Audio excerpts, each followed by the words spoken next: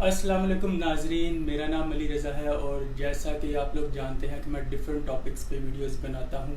और आज का जो मेरा टॉपिक है वो बहुत इंटरेस्टिंग टॉपिक है, हेल्थ से रिलेटेड है और हर कोई इस प्रॉब्लम को फेस कर रहा है। मैं बात करता हूँ सर दर्द की। जब कभी सर दर्द होता है तो इंसान बहुत इरिटेट फील करता है और यही सोचता है कि अपने रूम की लाइट ऑफ करके वो सो जाए और कोई काम ना करे। तो इससे रेलिवेंट बहुत से क्वेश्चंस हैं। ये सर दर्द क्या है, क्यों होता है, इसकी क्या वजूहत है, कितने किस्म के हैं। इन तमाम सवालात के जवाबात के लिए हमारे साथ यहाँ पे मौजूद हैं डॉक्टर सहरिश, जो कि मेडिकल की फील्ड से वाबस्ता हैं और बहुत सी डिजीज़ पे वो ट्रीटमेंट कर चुकी हैं। तो चलिए मज़ीद बात करते हैं इनसे। जी डॉक्टर सहरिश, कैसी हैं आप? अल्हम्दुलिल्लाह ठीक ठाक। आप कैसे हैं?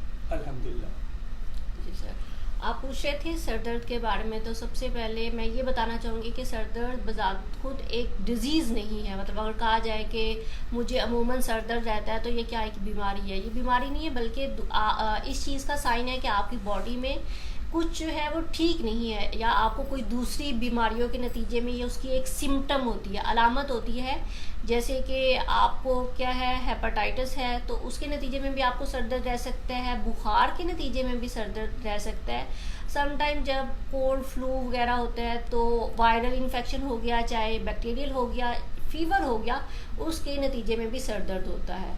कुछ फीमेल्स होती हैं जिनमें खून की कमी होती है, इसे हम एनीमिया बोलते हैं, एचबी लेवल डाउन होता है, तो उसके नतीजे में भी सर दर्द हो जाता है। कुछ और रीजंस भी होती है, जैसे कि आपकी भूख, आपको भूख लगी हुई है और आपने खाना नहीं खाया, तो भूख ना होने की वजह से भी सर दर्द हो सकता है। आपने अपनी नींद पूरी नहीं की, नींद ना पूरी करने की वजह से भी सर दर्द होता है। तो और भी काफ़ी रीजंस होती हैं, जैसे कि जो है आपने डाइजेस्टिव सिस्टम आपका सही नहीं है, आपका खाना सही तरह से हजम नहीं हुआ, इनडाइजेशन है, पेट में गैस बन गया, तो गैस के नतीजे में भी सर दर्द होगा। तो ये सर दर्द की अलामत क्या होती है, सबको ही पता होगा कि आपके सर का हिस्सा है, नेक से लेके ऊपर सर की तरफ आप आए तो यहाँ तक जो आपको पेन होता है पीछे से आगे की तरफ, ये सर दर्द है, सर दर्द की अलामत है।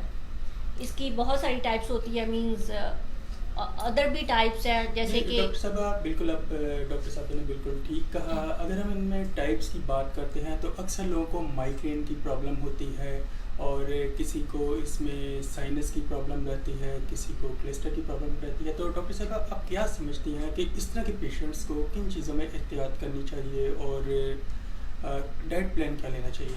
जो टाइप्स की हम बात कर रहे थे, तो पहले तो मैं टाइप्स बता दूं आपको। टाइप्स के अकॉर्डिंग ही आपको पता होना चाहिए कि आपने किन चीज़ों से एहतियात करनी है। जैसे कि हम बात कर रहे थे, पहला टेंशन या एनजाइटी हेडेक, फ्रंटल रीजन पे आपके सर में दर्द होता है।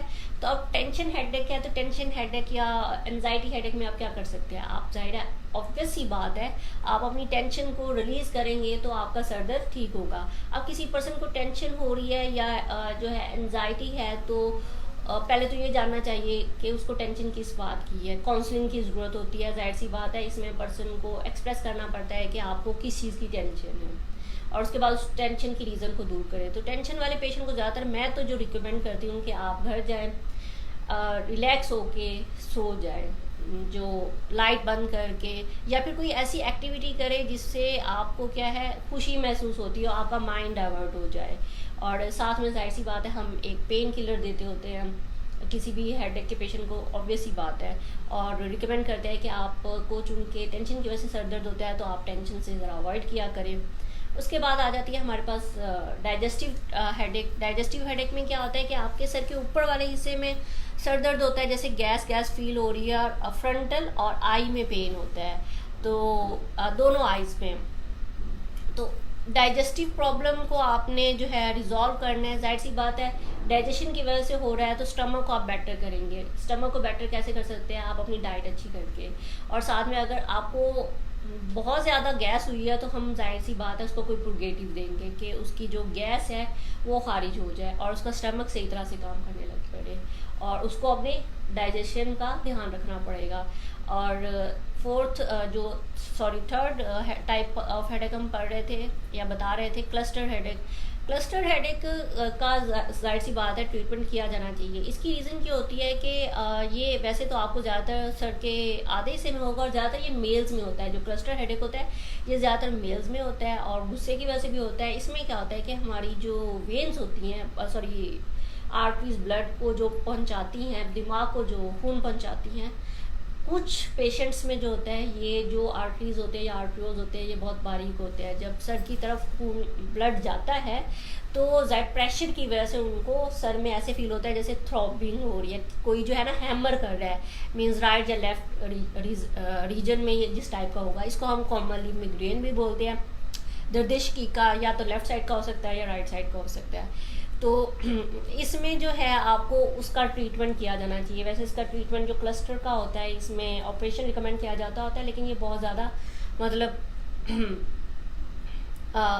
रिस्क टेकिंग होता है क्योंकि ब्रेन बहुत एक होता जी है। बिल्कुल। तो इसमें हम पेन किलर ही ज़्यादातर देते हैं और पेशेंट को रिकमेंड करते हैं कि वो गुस्सा ज़रा कम किया करें, क्योंकि आपको पता है हाई ब्लड प्रेशर की वजह से ही ज़्यादातर जो ब्लड होता है वो दिमाग की तरफ फ्लो करता है। जी बिल्कुल, डॉक्टर साहिबा ने बहुत अच्छी बात की कि हमें गुस्से पे अपने कंट्रोल करना चाहिए। अक्सर मैंने देखा है जो ओल्ड एज के लोग हैं वो बहुत ज़्यादा गुस्सा करते हैं और वो बहुत ज़्यादा सर दर्द का शिकार रहते हैं। तो इसमें डॉक्टर आप क्या कहना चाहेंगी कि मतलब ये कौन से एज ग्रुप के लोग हैं जो ज़्यादातर इस प्रॉब्लम को फेस कर रहे हैं? आप अभी ओल्ड एज की बात कर रही थी। मेरे ख्याल में जो ज़्यादातर मैं पेशेंट देखती होती हूँ वो यंगस्टर हैं जिनको ज़्यादातर सर दर्द का शिकार होते हैं। और यंगस्टर में भी ज़्यादातर जो है ऐसे पेशेंट जो अपनी डाइट का सही ध्यान नहीं रखते, लीन एंड थिन होते हैं, और हाई ब्लड प्रेशर के लोग जिनको ब्लड प्रेशर ज़रा जल्दी ही उनका फ्लक्चुएट कर जाता है। और इसमें एज ग्रुप की कोई भी जो है ना क्लासिफिकेशन नहीं है कि इस एज ग्रुप को ज़्यादा सर दर्द होता है या इस वालों को कम होता है। मैंने आपको पहले भी बताया कि हेडेक जो है ना एक बीमारी नहीं है, ये एक सिम्टम है दूसरी डिजीज़ की। देखिए अब सर दर्द उन लोगों को भी हो सकता है जिनको हाई ब्लड प्रेशर रहता है, सर दर्द उन लोगों को भी होता है जिनको कोई मौसमी नज़ला ज़ुकाम बुखार हो गया। अब हम ये तो नहीं कह सकते ना कि नज़ला ज़ुकाम बुखार जो है वो एज ग्रुप को देख के होता है, ऐसी बात नहीं है। वो दूसरी डिजीज़ होती हैं जिनमें एज ग्रुप की क्लासिफिकेशन होती है। तो वैसे सर दर्द ज़्यादातर यंगस्टर को होता है क्योंकि उनका खून ज़रा जोश वाला होता है, जोशीला होता है, उनको जल्दी गुस्सा आ जाता है। तो हाइपरटेंसिव भी होते हैं, साथ में यंग भी होते हैं, तो उनको गुस्सा ज़रा जल्दी आता है और सर दर्द का भी शिकार हो रहते हैं। जी बिल्कुल, नाजरीन ने बिल्कुल ठीक कहा डॉक्टर साहिबा ने। अच्छा, मेरी नज़र में कुछ इस तरह की एग्जांपल्स गुजरी हैं कि अगर मैं आपको बताना चाहूँ कि कुछ लोग ऐसे हैं कि जिनके सर में बहुत दर्द रहता है और शदीद किस्म का दर्द रहता है। जब उनसे पूछा जाता है कि आपके दर्द की क्या वजह है तो वो लोग ये बताते हैं कि मेरे फादर को दर्द था, हमारे रिलेटिव्स को दर्द था, मेरे कज़न्स को दर्द था। तो इस बारे में डॉक्टर आप क्या कहती हैं कि क्या ये नस्ल दर नस्ल भी मुमकिन होता है? नस्ल दर नस्ल अगर उनकी जो बीमारी है वो क्या है, विरासती है, इनहेरिटेड है। लाइक जैसे मैं बताना भूल गई कि जो लीवर डिजीज़ होती है जैसे हेपाटाइटिस हो गया या टाइफाइड हो गया, मलेरिया जिनको हो जाए या फिर जॉन्डिस, इन पेशेंट्स को भी जो होता है सर दर्द की शिकायत रहती है। तो अगर उनको प्रीवियसली लीवर का प्रॉब्लम है विरासती तौर पे, उनको सर दर्द रहेगा। अब हाइपरटेंशन भी एक विरासती बीमारी है ज़्यादातर जिनको दिल का मसला होता है। तो आप ये नहीं कह सकते कि उनको जो सर दर्द है वो विरासती है। ये कहा जा सकता है कि उनको दिल की कोई बीमारी है विरासती तौर पे मुंतकिल हुई है, या फिर जो है ना लीवर की कोई बीमारी है जो विरासती तौर पे मुंतकिल हुई है। तो उस विरासती जो डिजीज़ की वजह से उनको सर दर्द रहता होगा। इस तरह करके हमने क्लस्टर हेडेक की बात की थी भी, ज़्यादातर ये भी जो होता है विरासती ही होता है, मतलब पेरेंट्स टू चाइल्ड मुंतकिल होता है। जो मैंने वेन टॉर्टर्स होती हैं उनके बारे में बताया था। तो इसमें ज़्यादातर ब्लड फ्लो, हेडेक ज़्यादातर ब्लड फ्लो की वजह से होता है। अच्छा, एक और बात इसमें बहुत इंपॉर्टेंट है, चूँकि सर दर्द की बात हो रही है तो हमने ये देखना है क्या ये प्रॉब्लम कोई बड़ी प्रॉब्लम है या छोटी प्रॉब्लम है। क्या सर दर्द के जो मरीज़ हैं क्या वो परेशान हैं इस बात पे कि क्या इसका कोई बड़ा नुकसान तो नहीं। तो डॉक्टर साहब आप क्या समझते हैं कि सर दर्द कोई बड़ी बीमारी है या कोई छोटी सी बीमारी है जो जल्दी रिकवर हो सकती है? कास्ट के ऊपर डिपेंड करता है। अगर कास्ट जो है नॉर्मल है, जैसे कि मैंने आपको पहले भी बताया था कि फीमेल में ज़्यादातर एनीमिया की वजह से और प्रेगनेंसी वगैरह में भी जो होता है हेडेक रहता है, खून कम होने की वजह से। तो अब एनीमिया एज सच इतनी कोई ख़तरनाक बीमारी नहीं है, मतलब इसमें बस फीमेल को सिम्टम्स आती हैं हेडेक की और टाइगो की, नोजिया टाइप की फीलिंग आती है। तो ये ख़तरनाक बीमारी नहीं है। अगर इसकी वजह से उसको सर दर्द हो रहा है तो ये नॉर्मल है। आप अपनी डाइट बेटर करके एचपी लेवल को नॉर्मल करके आप अपना सर दर्द क्या आप जो भी अदर सिम्टम्स है उसको भी ट्रीट कर सकते हैं। लेकिन अगर ये और लिवर डिजीज़ की वजह से हो रहा है, मतलब लिवर की वजह से हो रहा है, तो लिवर सिरोसिस की तरफ भी जा सकता है। ये अलार्म है दूसरी डिजीज़ का, बीमारी नहीं है। और सम टाइम ये भी होता है कि आपके ब्रेन ट्यूमर है, ब्रेन ट्यूमर की वजह से क्या हो जाता है कि आपके प्रेशर जो है ना वेन्स में ज़्यादा रहना स्टार्ट हो जाता है। तो अगर उसकी वजह से सर दर्द हो रहा है तो सम टाइम ब्रेन ट्यूमर, क्योंकि प्रेशर ज़्यादा है तो वेन फट गई है जिसे हम ब्रेन स्ट्रोक बोलते हैं, उसकी वजह से हुआ है, तो ये जाहिर सी बात है ऑब्वियसली ख़तरनाक है। तो अंडरलाइन काज डिपेंड करती है कि अंडरलाइन काज क्या है, नॉर्मल है या काफ़ी ज़्यादा जो है। डॉक्टर, हार्मोन्स के बारे में बात की जाए तो आप क्या समझती हैं कि हार्मोन्स का एक सर दर्द के साथ क्या कनेक्शन है? हार्मोन्स का सर दर्द के साथ क्या कनेक्शन है? हार्मोन्स का सर दर्द के साथ तो कोई कनेक्शन नहीं है। हार्मोन्स का हमारे इमोशंस के साथ बहुत ज़्यादा ताल्लुक हो सकता है। जैसे मैंने आपको पहले बताया था कि एंजाइटी जो होती है ना फीमेल्स में हार्मोन से ही लिंक्ड होती है।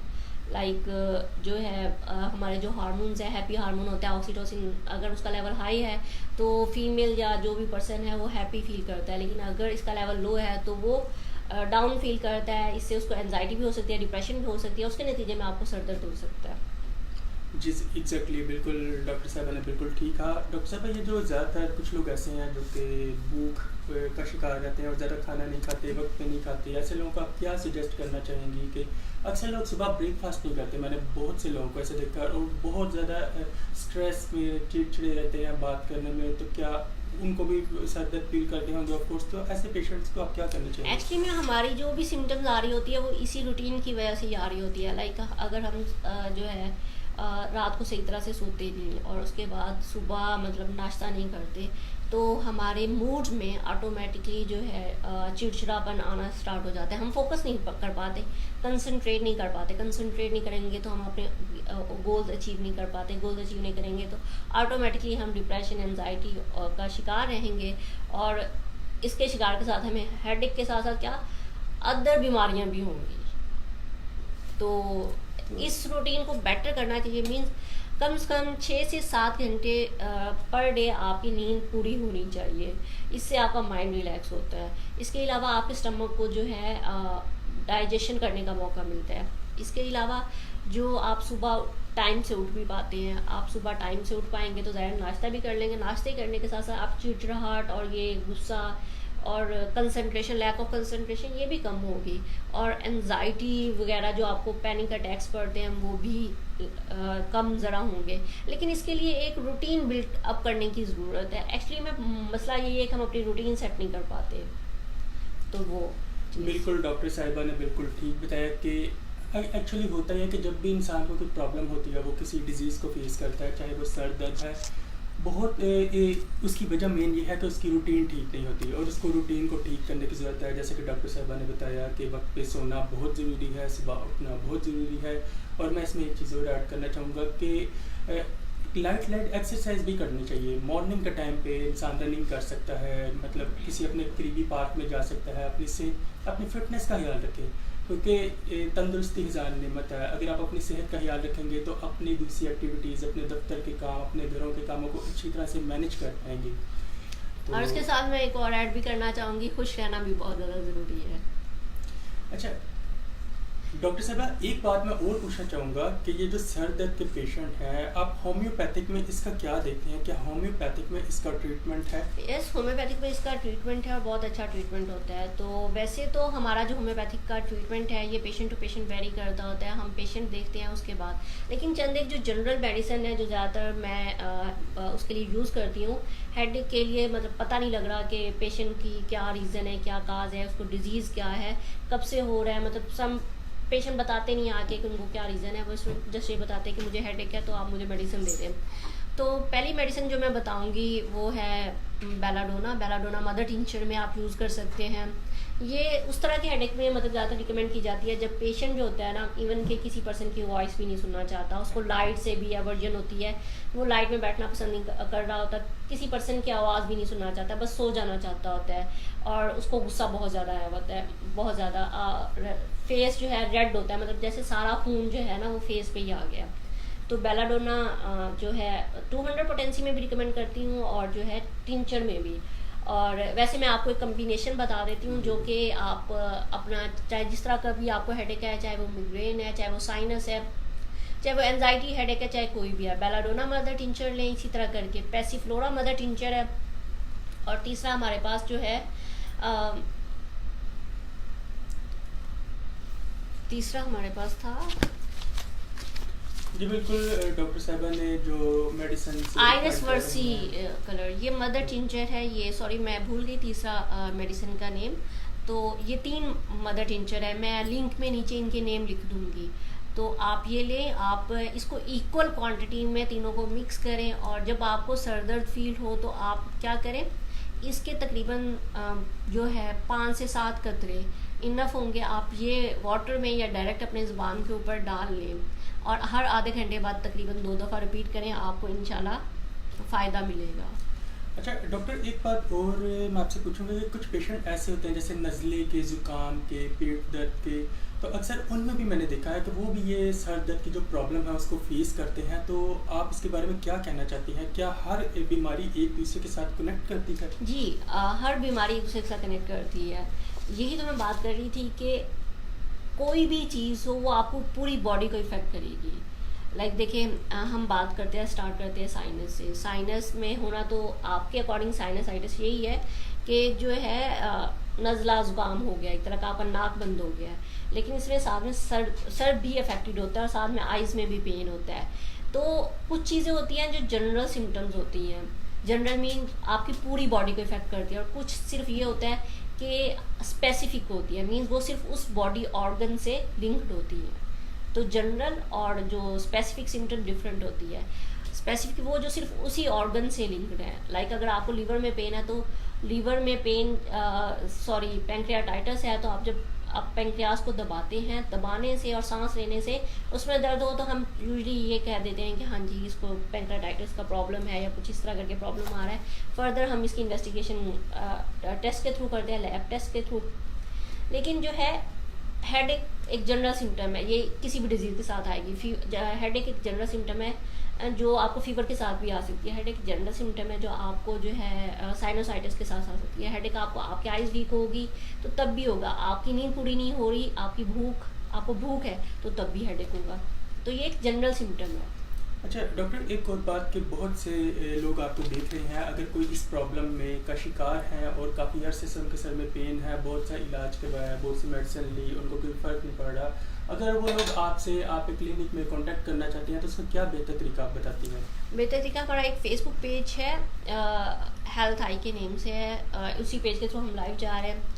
इस पेज के थ्रू आप हमें इनबॉक्स करके अपनी जो डिटेल है वो बता सकते हैं कि ये सिम्टम है, इसका क्या इलाज किया जा सकता है, होम्योपैथिक क्या इलाज है। दूसरा हमारा ईमेल है, आप ईमेल पे हमें अपनी सिम्टम लिख के भेजिए, हम आपको कंसल्ट करेंगे। फोर्थ थिंग, हमारा ऑफिशियल नंबर है, ऑफिशियल नंबर जो है आप उस पर कॉल कर सकते हैं। कॉल करें तो जो गिवन टाइम है, जो ऑफिशियल टाइमिंग है, उसमें हमारे डॉक्टर का जो पैनल है वो आपको जो है रिस्पॉन्ड करेगा एज सुन एज पॉसिबल। जी बिल्कुल व्यूवर्स, ये थी डॉक्टर आयशा और डॉक्टर सहरिश, जिनसे बात करके बहुत अच्छा लगा। और हमेशा मैं जब भी इनसे मिलता हूँ, इनके साथ इंटरव्यू करता हूँ, एक नई चीज़ सीखता हूँ और आप लोगों को एक अच्छी इन्फॉर्मेशन देखने को मिलती है।